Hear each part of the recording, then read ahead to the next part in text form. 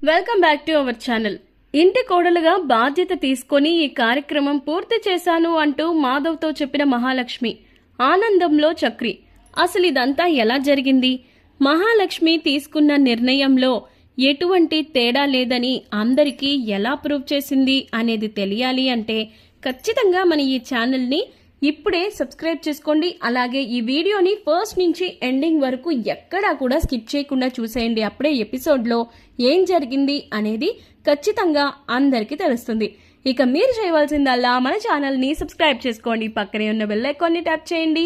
అప్పుడు మీకు అన్ని ఎపిసోడ్స్ నోటిఫికేషన్ రూపంలో వస్తాయి. ఇక అందమైన డిజైన్ గాజుల వీడియో చూపిస్తూ సీరియల్లో ఏం జరిగిందో చెప్పబోతున్నాను. అండ్ ఈరోజు మన ఫేవరెట్ సీరియల్ పొదరిల్లు ఎపిసోడ్ అయితే చాలా ఇంట్రెస్టింగ్ గా జరిగింది. సో మరి ఏం జరిగిందో తెలుసుకోవాలి అనుకుంటే ఇక వీడియోలోకి వెళ్ళిపోదాం ఏమాత్రం లేట్ చేయకుండా.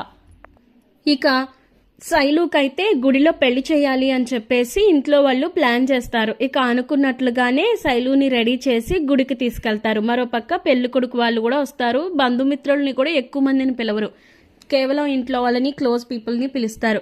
దాంతో ఇంకా శైలుకి టెన్షన్ పడిపోతూ ఉంటుంది. ఏం చేయాలి, ఈ పెళ్లి నుంచి ఎలా తప్పించుకోవాలి, సరైన సమయానికి వీడు కూడా ఎక్కడ ఉన్నాడో తెలియట్లేదు, ఎక్కడా లేడు, ఇంట్లో ఊర్లో లేడు కదా, ఇప్పుడు ఏం చేయాలి, వాడు వచ్చి పెళ్లి ఆపాలి అంటే అది అవ్వని పని, ఎందుకంటే ఆ లోపు పెళ్లి కూడా అయిపోద్ది, కాబట్టి నేనే ఏదో ఒకటి చేసి పెళ్లి ఆపాలి అని చెప్పి ఇక శైలు ఆలోచిస్తూ ఉంటుంది. ఇక అనుకున్నట్లుగానే గుడి దగ్గరికి వచ్చేస్తారు. పంతులు గారేమో ఇక పెళ్లిని తంతు చేస్తూ ఉంటే ఒక్కసారిగా ఇంకా శైలు లెగిసి పేటల మీద నుంచి లేచి ఇక నుంచుంటది. ఎందుకే నుంచున్నావు అని చెప్పి వరాలు అంటది. ఇక ఆ మాటకి శైలు ఏమో నాకు ఈ పెళ్లి చేసుకోవడం ఇష్టం లేదు, నాకు పెళ్ళొద్దు అని చెప్పి అని అంటే ఇంక ఎందుకొద్దు, నువ్వేమి నాటకాలు ఆడక్కర్లేదు, అక్కడ వాడు ఎవరో కాదు పెళ్లి కొడుకు నా ఫ్రెండే, కాబట్టి కూర్చుని పెళ్లి చేసుకో, వాడికి అన్ని విషయాలు చెప్పేశాను అని చెప్పేసి సురేష్ అంటాడు. ఇక ఆ మాటకి శైలుకి ఏం చేయాలో అర్థం కాక, అవునా అన్ని విషయాలు చెప్పేశావా, అయితే నువ్వు చెప్పాల్సిన విషయం మరొకటి ఉందిరా అన్నయ్య అని చెప్పి అంటది శైలు. ఇంకేం విషయం అని చెప్పి అనగానే, నేను కడుపుతో ఉన్నాను కదా, మరి నా కడుపులో ఉన్న బిడ్డని నాతో పాటు కూడా తీసుకెళ్తాడేమో అడుగు నీ ఫ్రెండ్ని అని చెప్పి అడిగేసరికి పెళ్లి కొడుకు అలాగే షాక్ అయిపోతాడు. లేచి నుంచొని అసలు ఏం మాట్లాడుతున్నావు శైలు అని అంటే, అవును నేను ఇప్పుడు ప్రెగ్నెంట్ని, తల్లి కాబోతున్నాను, నా కడుపులో ఉన్న బిడ్డని కూడా నువ్వు నాతో పాటు తీసుకువెళ్తానంటే నాకు ఈ పెళ్లి చేసుకోవడం ఎలాంటి సందేహం లేదు, ఎలాంటి అభ్యంతరమూ లేదు అని చెప్పేసి అంటది. ఇక ఆ మాటకి ఒక్కసారిగా ఇంకా పెళ్లికొడుకు అమ్మా నాన్నలు కూడా షాక్ అయిపోతారు.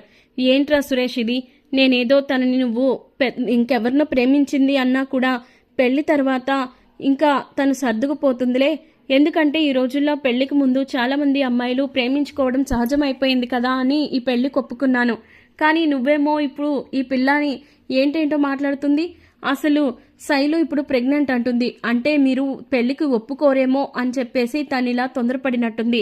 నేను ఎవరినో ప్రేమించిన అమ్మాయినే పెళ్లి చేసుకుందాం అనుకున్నాను, కానీ మరొకరితో కాపురం చేసి తల్లి కాబోతున్న అమ్మాయిని ఎలా పెళ్లి చేసుకుంటాననుకుంటున్నావురా అని చెప్పేసి పెళ్లి కొడుకు అంటాడు.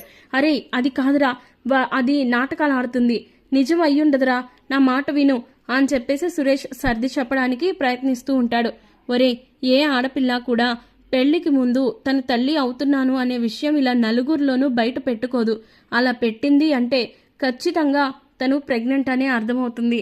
ఈ విషయంలో నువ్వు నన్ను బలవంతం చేయకు, ఇప్పుడు మేమిద్దరం ఏదో రకంగా పెళ్లి చేసుకున్నా నేను సంతోషంగా ఉండలేను, తను కూడా సంతోషంగా ఉండలేదు, కాబట్టి ఈ పెళ్లి చేసుకోవడం నాకు ఇష్టం లేదు అని చెప్పి పెళ్లి కొడుకు ఇంకా వాళ్ళ అమ్మ నాన్నలను తీసుకొని వెళ్ళిపోతాడు. వెళ్ళిపోయేసరికి సురేష్కి విపరీతమైన కోపం వచ్చేస్తుంది. ఇక అప్పుడు సురేష్ ఇంకా ఆ మాటలకి శైలు ఏమో, ఇప్పటికైనా అర్థమైంది కదా, నేను తల్లిని కాబోతున్నాను, కాబట్టి ఇప్పటి నుంచి మీరు ఇలాంటి ప్రయత్నాలన్నీ ఆపేయండి, నాకు మరొకరితో పెళ్లి చేయాలన్న ఆలోచనని కూడా పక్కన పెట్టేయండి అని చెప్పి ఇంకా శైలుజ అయితే చెప్పేస్తుంది.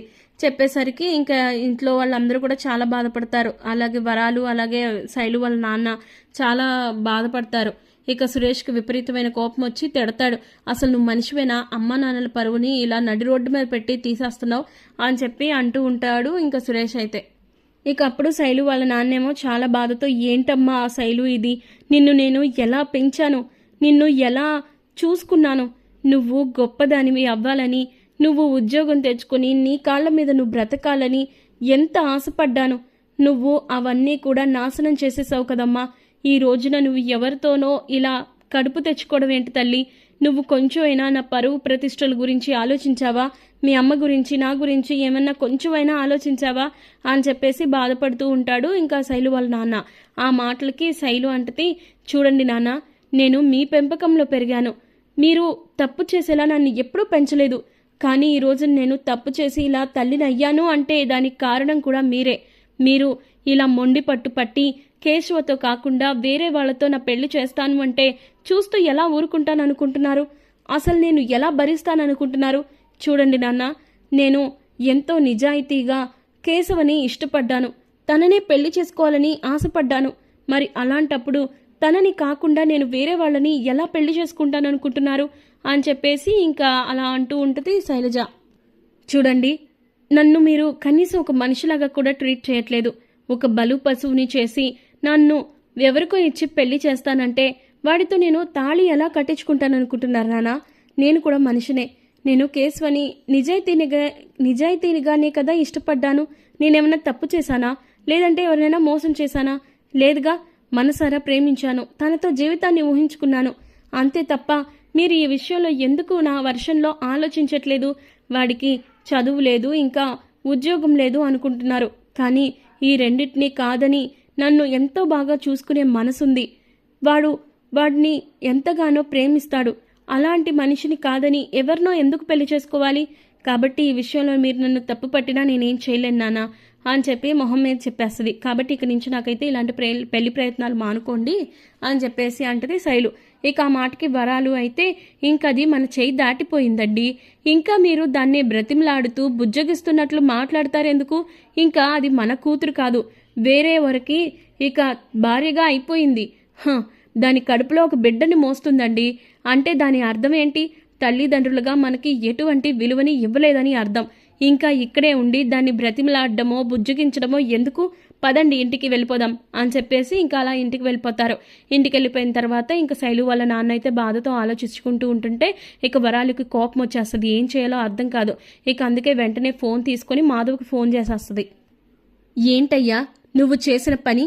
అసలు నా తమ్ముడు బంగారం, నా తమ్ముడు చాలా మంచోడు, నీతిగా ఉంటాడు, నిజాయితీతో ఉంటాడు అని చెప్పావు కదా. అసలు నువ్వు ఇప్పుడు నీ తమ్ముడు ఏం చేశాడో తెలుసా? నా కూతుర్ని సొంతం చేసుకుని బలవంతం చేసి దాన్ని కడుపు చేశాడు. దాన్ని ఇలా మాకు కానివ్వకుండా చేశాడు. ఈ రోజున అది మా ఇంటి పరువుని తీసేలా చేశాడు. ఈ విషయం రేపొద్దున్న నాలుగు నోళ్లకి తెలిస్తే మా పరువు ఏం కావుతుంది అనేది మీరు ఒక్కసారన్నా ఆలోచించాడా మీ తమ్ముడు? మీ తమ్ముడు చేసే పనులన్నీ ఇలాగే ఉంటాయా? నువ్వు ఏదో అన్నావుగా ఆ రోజు, నా పెంపకం ఎంతో గొప్పది, నా తమ్ముళ్ళు అలాంటోళ్ళు కాదు, నేను ఎంతో జాగ్రత్తగా పెంచాను, అది ఇది అని పెద్ద కబుర్లు చెప్పావు. మరి ఇప్పుడేంటయ్యా నీ తమ్ముడు ఇలా చేశాడు అని చెప్పేసి ఇంకా వరాలు అయితే నోటుకొచ్చినట్లు తిట్టేస్తూ ఉంటుంది మాధవ. ఇక ఆ మాటకి మీ కూతురు కడుపు తెచ్చుకుందా, అది కూడా నా తమ్ముడు వల్లనా? అసలు మీరేం మాట్లాడుతున్నారో నాకేం అర్థం కావట్లేదండి అని అంటే, అవునవును, ఏమీ అర్థం కావట్లేదు. ఎందుకు అర్థమవుతుంది? మీరు కొంపలు కూల్చే మనుషులు కదా, అందుకే మీకు ఇలాంటివి చిన్నవి అర్థం కావు. మాలాంటి పరువు గల కుటుంబంలో ఎంత పెద్ద సునామీని సృష్టించారు మీరు అసలు ఇంత దారుణంగా ప్రవర్తిస్తారని నేను అస్సలు అనుకోలేదు అని చెప్పేసి ఇంకా వరాలు అలా అనేసరికి ఇంకా నేను విషయం ఏంటో కనుక్కుంటాను, మీరు కాసేపు ఆగండి అని చెప్పేసి ఫోన్ పెట్టేస్తాడు. ఫోన్ పెట్టేసిన తర్వాత ఇంక మాధవ్కి ఇంకా అర్థం కాదు. వెంటనే కేశవని పిలవండి అని చెప్పేసి పిలిపిస్తాడు. కేశవ వచ్చిన తర్వాత, ఒరే ఏంట్రా, ఏం చేసావురా బాబు నువ్వు? ఆ ఇంట్లో వాళ్ళు ఫోన్ చేసి మరీ విపరీతంగా తిడుతున్నారు అని చెప్పి అనేసరికి, ఎవరన్నయ్యా అని చెప్పి అడుగుతాడు కేశవ. ఇంకెవరు, మీ అత్తగారి ఇంటోళ్ళు. అసలు ఏం మాట్లాడుతున్నారో వాళ్ళకే అర్థం అవుతుందో లేదో నాకు అర్థం కావట్లేదు. వాళ్ళ అమ్మాయికి నువ్వు కడుపు చేసావా అనగానే ఒక్కసారిగా కేశవ అయితే షాక్ అయిపోతాడు. ఏం మాట్లాడుతున్నావు అన్నయ్య? నేనేంటి శైలజకి కడుపు చేయడం ఏంటి? అసలు నువ్వు ఏమంటున్నావో నీకేమైనా అర్థం అవుతుందా అంటే, లేదురా, ఈ మాట నేనంటుంది కాదు, వరాలు గారు ఫోన్ చేశారు, ఆవిడే ఇదంతా చెప్పారు.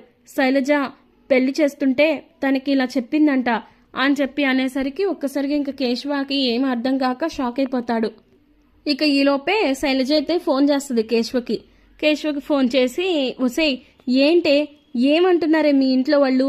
ఏం చేసి చచ్చేవి మళ్ళీ అని చెప్పేసి తిడతాడు. తిట్టేసరికి, ఏయ్ నన్ను తిడుతున్నావేంటి? ఇంట్లో వాళ్ళు తిట్టి నువ్వు తిడుతుంటే నేను ఇంకేమనాలి అని చెప్పి అనేసరికి, అది కాదే తల్లి, నువ్వు కడుపుతో ఉన్నావని మీ అమ్మ ఫోన్ చేసి మరీ తిట్టింది. అసలు ఏం జరుగుతుంది అనేసరికి, ఓ అదా, మరి నీకు తెలీదా? అయ్యో పాపం, నీకు తెలీదా? నువ్వు తండ్రివి కాబోతున్నావురా, గుడ్ న్యూస్, కంగ్రాచులేషన్స్ అని చెప్పి వెటకారంగా మాట్లాడుతూ ఉంటుంది. ఇక ఆ మాటకి కేశవకి ఇంకా కోపం వచ్చేసి, ఒసై వెటకారాలు కాదు, ఇక్కడ కొంపలు కూలిపోతున్నాయి. మా అన్నయ్య నిజంగానే నేనేదో చేసేసానని అనుకుంటున్నాడు. నువ్వు నిజం చెప్పు, వెటకారాలాపి అని చెప్పి అనేసరికి, అది ఏం లేదురా, మా అన్నయ్య వాడు ఫ్రెండ్ని తీసుకొచ్చి నాకు పెళ్లి చేసేయాలని చూశాడు. అందుకే ఇంట్లో వాళ్ళకి ఒక స్ట్రాంగ్ కౌంటర్ ఇద్దామని చెప్పేసి నేను ప్రెగ్నెంట్ అని అబద్ధం చెప్పా. మరేం చేయమంటావు? ఆ పెళ్లి నుంచి తప్పించుకోవడానికి నాకు వేరే మార్గం దొరకలేదు. అందుకే నీతో కాపురం చేసి నీతో తల్లినయ్యానని చెప్పాను అని చెప్పి అనేసరికి ఇంకా కాస్త నెమ్మదిస్తాడు కేశవ. అమ్మయ్యా, అంతే కదా, నిజంగా నేనేదో చేశాను అనుకున్నాను. ఈ విషయం మా అన్నయ్యకి స్పీకర్లో పెడుతున్నాను, నువ్వు ఇప్పుడు ఏం చెప్పావు అదే చెప్పు అని చెప్పి అంటే ఇక అప్పుడు స్పీకర్ పెడతాడు కేశవ. అప్పుడు మళ్ళీ శైలజ, అవునరా, నువ్వు నిజంగానే తండ్రివి కాబోతున్నావు, కంగ్రాచులేషన్స్, ఈ విషయం ఇంట్లో వాళ్ళందరికీ చెప్పు, మీ ఇంటికి వారసుడు వస్తున్నాడు అని చెప్పి అనేసరికి, వసై నేను గాని అక్కడికి వచ్చానంటే నిన్ను చంపేస్తాను, నిజం చెప్పు, ఇందాక నాకేం చెప్పావో అని చెప్పేసి కేశవ గట్టిగా మాట్లాడేసరికి నవ్వి, అది ఏం లేదండి, నాకు పెళ్లి చేయాలని ప్రయత్నించారు ఇంట్లో వాళ్ళు, ఆ పెళ్లిని తప్పించుకోవడానికే నేను అబద్ధం చెప్పాను, అంతేకాని కేశవ నన్ను ఇంకేం చేయలేదులే అని చెప్పి అనేసరికి మాధవ కొంచెం రిలాక్స్ అవుతాడు. అమ్మో, ఈ పిల్ల మామూలు పిల్ల కాదురా, ఈ పిల్ల గనక మన ఇంటికి వస్తే మన అందరినీ కూడా ఒక ఆట ఆడుకుంటుంది అని చెప్పేసి మాధవ అంటాడు. సరే, నేను నీకు తర్వాత చేస్తానని చెప్పి ఫోన్ పెట్టేస్తాడు కేశవ. ఇక ఆ తర్వాత కేశవ కూడా, ఇంకా చూసావు కదా అన్నయ్య, అది మామూలుది కాదు, ఇంట్లో వాళ్ళని ఇంకా ఏమార్చడానికి అలా చెప్పింది, కానీ నాకు విషయం ఇప్పుడు అర్థమైందిరా అని చెప్పి మాధవ అంటాడు. ఏంటన్నయ్య అది అంటే, ఆ పిల్ల నిన్ను తప్ప ఇంకెవరిని పెళ్లి చేసుకోదురా, చాలా మంచి పిల్ల, అలాంటి అమ్మాయి మన ఇంటికి వస్తే మనం చాలా అదృష్టవంతులుగానే అవుతాం అని చెప్పేసి అంటా ఉంటాడు మాధవ. అవునన్నయ్య, నాకు కూడా తనలో నచ్చింది అదే, ఎన్ని సిచ్యువేషన్స్ వచ్చినా, ఎంత గడ్డు కాలం వచ్చినా నన్ను మాత్రం శైలు వదలదు, ఈ విషయంలో నేను చాలా హ్యాపీగా ఉన్నాను అని చెప్పేసి మాధవ ఇంకా కేశవ కూడా అంటాడు. ఇక మరో పక్క ఇంకా మహా అయితే మొత్తం కార్యక్రమం అంతా కూడా పూర్తి చేసేసిద్ది. ప్రదక్షిణ పూర్తి చేయడం, నిప్పుల సెట్ని అందించడంతో ఇంకా ఇంకా చక్రి ఏమో చేతులకి ఇక వెన్నపూస రాస్తూ ఉంటాడు. ఏంటండి ఇది, మీరు ఇంత దారుణంగా ఎందుకు ఇలా చేశారు అని చెప్పేసి అంటూ ఉంటే ఇంకా మహా అయితే స్మైల్తో అలాగే ఉంటుంది. నేను మీకు అప్పటికే చెప్తూనే ఉన్నాను, మీలా సుకుమారంగా పెరిగిన వాళ్ళు ఇలాంటి పనులు చేయలేరు అని. ఇప్పుడు చూడండి, చేతులు ఎంత ఎర్రగా కందిపోయాయో, అసలు మీకు ఎప్పుడూ కూడా ఇలాంటి పరిస్థితి రాదు, అలాంటిది మా వల్లే వచ్చింది కదా, అసలు మమ్మల్ని క్షమించండి. అయినా నేను మీకు ముందు నుంచి చెప్తూనే ఉన్నాను, మీరేం చెయ్యక్కర్లేదు అని, మీరే వినిపించుకోలేదు అని చెప్పేసి చక్రి అయితే చాలా బాధతో మాట్లాడుతూ ఉంటాడు మహాతో. ఇక అప్పుడే మాధవ అలాగే అందరూ వస్తారు. మాధవ అంటాడు, అయినా ఏంటమ్మా మహా ఇది, నేను చెప్తూనే ఉన్నాను కదా, ఈ ఇంటి కోడలిగా పూర్తిగా మనస్ఫూర్తిగా అనుకుంటేనే ఈ పూజకి ప్రతిఫలం ఉంటుంది. నువ్వు ఏ పరిస్థితుల్లో మా ఇంటికి వచ్చావో మాకు తెలుసు కదా, అందుకే నిన్ను ఈ కార్యక్రమాన్ని చెయ్యొద్దు అని చెప్పాము, కానీ నువ్వు బలవంతంగా చేశావు. చూడమ్మా, ఒకటి గుర్తుపెట్టుకో, నేను మీకు ఆల్రెడీ చెప్పాను, ఈ పూజని ఎట్లా అయినా సరే మనస్ఫూర్తిగా ఈ ఇంటికి కోడలిగా అనుకుంటేనే ఈ పూజకి ప్రతిఫలం ఉంటుంది. కాబట్టి ఇప్పుడు నువ్వు ఇంత కష్టపడినా కూడా ఈ పూజకి ప్రతిఫలం లేకుండా పోయిందమ్మా అని చెప్పేసి మాధవ అంటాడు. ఎందుకు పెద్ది అలా అంటున్నావు అని అంటే, మరి నేను ముందే చెప్పాను కదమ్మా, నువ్వు ఈ ఇంటి కోడలుగా మనస్ఫూర్తిగా అనుకుని ఎట్టి పరిస్థితుల్లోనే ఈ కుటుంబం నుంచి విడిపోకుండా ఉంటేనే ఈ పూజకి ప్రతిఫలం ఉంటుంది, నా దోషం పోతుంది. అలాంటిది నువ్వు ఎలాగో మా ఇంటి నుంచి వెళ్ళిపోయే ఆడపిల్లవి, అలాంటప్పుడు నువ్వు చేసినా కూడా ప్రతిఫలం దక్కదమ్మా, నువ్వు కష్టపడడం తప్ప ఇందులో ఎలాంటి ప్రయోజనం లేదు అని చెప్పేసి ఇంకా మాధవ అంటాడు. ఇక ఆ మాటకి, అలా ఏం కాదు పెద్ది, ఈ పూజకి 100% ప్రతిఫలం ఉంటుంది, నీ దోషమంతా పూర్తిగా పోతుంది, నన్ను నమ్ము అని చెప్పి అనేసరికి, లేదమ్మా, నువ్వు ఎలా అనుకున్నా సరే ఈ విషయంలో అమ్మవారికి నిజ నిజాలు తెలుసు కదా, ఈ ఊరు వాళ్ళకి తెలియకపోవచ్చు, పూజారికి తెలియకపోవచ్చు, ఈ ఇంట్లో వాళ్ళకి తెలుసు, అలాగే ఆ భగవంతుడికి తెలుసు, కాబట్టి నువ్వు మనస్ఫూర్తిగా అనుకోలేదు కాబట్టి ఇంటి కోడల్ని అని, ఖచ్చితంగా అప్పుడు ఈ ఎలాంటి ప్రయోజనం ఉండదు అని చెప్పి మాధవ బాధతో అంటూ ఉంటాడు. ఎందుకు పెద్ద అన్నిసార్లు అంటున్నావు, అసలు నీకెవరు చెప్పారు నేను మనస్ఫూర్తిగా ఈ ఇంటి కోడలుగా ఈ బాధ్యతని చేయలేదు అని అనేసరికి ఒక్కసారిగా అందరూ ఏం అర్థం కానట్టు చూస్తూ ఉంటారు, చక్రితో సహా. మీ జీవితం బాగుండాలన్నా, ఇంకా మీకున్న దోషం పోవాలన్నా, ఈ ఇంటి కోడలుగా అర్హత ఉన్నవాళ్లకే, హక్కు ఉన్నవాళ్లే ఈ కార్యక్రమాన్ని పూర్తి చేయాలని మీరు చెప్పారుగా పెద్ది, అందుకే నేను మనస్ఫూర్తిగానే ఈ ఇంటి కోడలుగా మనస్ఫూర్తిగా అనుకున్నాను అని చెప్పి అనగానే ఒక్కసారిగా ఇంకా చక్రికి ఏం అర్థం కాదు. ఏం చెప్తుంది ఈ అమ్మాయి అని చెప్పేసి అనుకుంటా ఉంటాడు. మీ ఇంటి పేరు బృందావనం. అది ఇంటి పేరు మాత్రమే కాదు, ఇక మీ ఇంట్లో ఉన్న వాళ్ళందరూ కూడా అలాంటి మనుషులే. ఎంతో ప్రేమతో ఆప్యాయతతో ఉంటారు. అలాంటి మనుషుల్ని వదిలేసి ఎవరైనా వెళ్ళిపోవాలనుకుంటారా? నాకు అదే అనిపించింది. కాకపోతే నేను వచ్చిన పరిస్థితి వేరు, చక్రికి చెప్పిన పరిస్థితి వేరు. ఒకవేళ చక్రి మనసులో నాకు చోట్లేదేమో అనిపించింది. అందుకే నేను మీ ఇంట్లో ఉండడం కరెక్ట్ కాదు అనిపించింది. కానీ చక్రికి నేనంటే చాలా అభిమానం, చాలా గౌరవం. నన్ను ఎంతో ప్రేమగా చూసుకుంటాడు, ఎంతో జాగ్రత్తగా చూస్తాడు. అలాంటి మనిషికి నేను భార్యగా ఉంటే తప్పే ఉంది? నేను ఏ పరిస్థితుల్లో ఇంటికి వచ్చినా కోడలుగానిగా వచ్చాను. మరి మీ ఇంట్లో వాళ్ళకి కష్టం వస్తే నా కోడలుగా నేను బాధ్యతని నెరవేర్చకుండా ఎలా ఉంటాను? అందుకే ఈ విషయంలో ఇక ఏమాత్రం ఆలోచించదలుచుకోలేదు. ఖచ్చితంగా మీ అందరికీ నేను సంతోషాన్ని, నా వంతు బాధ్యతని పూర్తి చేయాలి అనుకున్నాను. అందుకే ఎలా అయినా సరే ఈ విషయంలో మీకు ఉన్న దోషాలన్నీ పోవడానికి నా వంతు ప్రయత్నం నేను చేశాను. అందుకే పెద్ది, నేను ఈ ఇంటి కోడలిగానే మనస్ఫూర్తిగా ఒప్పుకున్నాను అని చెప్పి అనగానే ఇక మాధవ అలాగే చాలా హ్యాపీగా ఫీల్ అవుతూ ఉంటారు. ఇక చక్రికి కళ్ళల్లోంచి నీళ్ళు వచ్చేస్తూ ఉంటాయి. ఎందుకు మీకు కళ్ళల్లోంచి నీళ్ళు వస్తున్నాయి అని చెప్పి మహా అంటది. అది కాదు, మీరు నిజంగానే నా భార్యగా అంగీకరించారా? ఆ అమ్మవారి ముందు అలా అనుకునే నిప్పుల సెట్టుని పట్టుకున్నారా అని చెప్పేసి ఎమోషనల్గా మాట్లాడుతూ ఉంటాడు. ఇక ఆ మాటకి అవునండి, మిమ్మల్ని నా భర్తగా స్వీకరించి ఈ ఇంటి కోడలిగానే నేను ఆ నిప్పుల సెట్టుని పట్టుకున్నాను అని చెప్పి అనగానే ఇంక ఇంట్లో వాళ్ళందరూ కూడా చాలా హ్యాపీగా ఫీల్ అయిపోతూ ఉంటారు. ఇక కన్నా అయితే వచ్చేసి, వదినా నిజంగా నువ్వు చెప్పేది నిజమా అని చెప్పి అంటే, అవునరా కన్నా, ఇక మీదట నేను ఈ ఇంటిని వదిలేసి ఎక్కడికి వెళ్ళను. ఇది నా ఇల్లు, మీరు నా ఫ్యామిలీ మెంబర్స్. ఇక పెద్దికి పెళ్లి చేయడం ఒకటే బ్యాలెన్స్ ఉంది. ఆ తర్వాత కేశవకు కూడా పెళ్లి చేసేస్తే ముగ్గురు తోటి కోడళ్లతో ఆ ఇంట్లో ఎంతో సంతోషంగా ఉంది. ఆ తర్వాత నిన్ను ఇక వీపు వాయించవచ్చు. నువ్వు చదవకపోయినా, ఇంకా సరిగ్గా డిగ్రీ కంప్లీట్ చేయకపోయినా నిన్ను వాయిస్తాను అని చెప్పేసి అంటది ఇంకా మహా. ఆ మాటకి వాళ్ళందరూ నవ్వుతారు. ఇక చక్రి కూడా చాలా హ్యాపీగా ఫీల్ అవుతూ ఉంటాడు. నారాయణ వచ్చి ఇంకా నన్ను పుత్ర అని నిజంగానే నాకు తల్లివయ్యావు తల్లి అని చెప్పేసి అనేసరికి ఇంకా చాలా హ్యాపీగా ఫీల్ అవుతూ ఉంటారు. ఇక పంతులు గారు వచ్చి, అమ్మ కార్యక్రమం అయితే పూర్తయింది కదా, ఇక ఈ అబ్బాయికి ఉన్న దోషాలన్నీ పోతాయి, ఇక అతనికి ఇంకెలాంటి సమస్య లేదు, అంతేకాదు తనకి వివాహ గడియలు కూడా మొదలైనవి అమ్మ. ఇక అతని ఎవరికి సంబంధం చూసినా కూడా మంచి పిల్లే ఆ అబ్బాయి జీవితంలోకి వచ్చిద్ది. ఇక ఆ మాటలకి మహాలక్ష్మి కూడా హ్యాపీగా ఫీల్ అవుతుంది. సరే పంతులు గారు, అయితే మా మొక్కు పూర్తయినట్టే కదా అంటే, అవునమ్మా మీ మొక్కు పూర్తయింది, చాలా మంచిగా చేసావమ్మా, నువ్వు ఈ ఇంటికి కోడలుగా నిజంగా రావడం వీళ్ళ అదృష్టము, ఎందుకంటే నువ్వు చేసిన పని మామూలు పని కాదు అని చెప్పేసి అలా మాట్లాడుతూ ఉండేసరికి ఇంట్లో వాళ్ళందరూ కూడా చాలా హ్యాపీగా ఫీల్ అవుతూ ఉంటారు. ఇక చక్రి కూడా చాలా సంతోషపడతాడు. ఇక అప్పుడు తనే మహాలక్ష్మియే అంటది, చక్రి గారు బొట్టు పెట్టండి నాకు అని చెప్పి అనగానే ఇంకా అసలు తన హ్యాపీనెస్కి ఇంకా అవధులు లేకుండా పోతుంది.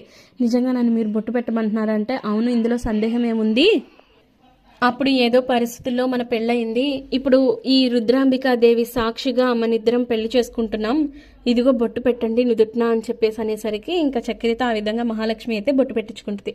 దాంతో ఇంకా చాలా హ్యాపీగా ఫీల్ అవుతూ ఇంకా ఇద్దరు కూడా ఒక్కటవుతారు. ఇక మరి రాబోయే కథలో శైలుని కేశవతో పెళ్లి చేయించడానికి మహా ఎటువంటి ప్రయత్నాలు చేస్తుంది, పెద్ద పెళ్లి చేయడానికి ఎవరిని చూస్తుంది, మనీషాతో పెళ్లి చేయడానికి ఏం చేస్తుంది అనే విషయాలు తెలియాలి అంటే పొదరిల్లు సీరియల్ అప్కమింగ్ ఎపిసోడ్స్ వరకు వెయిట్ చేయాల్సిందే. మరి ఈ సీరియల్ అప్కమింగ్ ఎపిసోడ్స్ మీకు టైం టు టైం రావాలా? అయితే ఏ మాత్రం లేట్ చేయకుండా మన ఛానల్ని ఇప్పుడే సబ్స్క్రైబ్ చేసుకోండి. పక్కనే ఉన్న బెల్ ఐకాన్ని ట్యాప్ చేయడం వల్ల మీకు నోటిఫికేషన్ రూపంలో ప్రతి ఎపిసోడ్ మీకు రీచ్ అవుతుంది. ఇక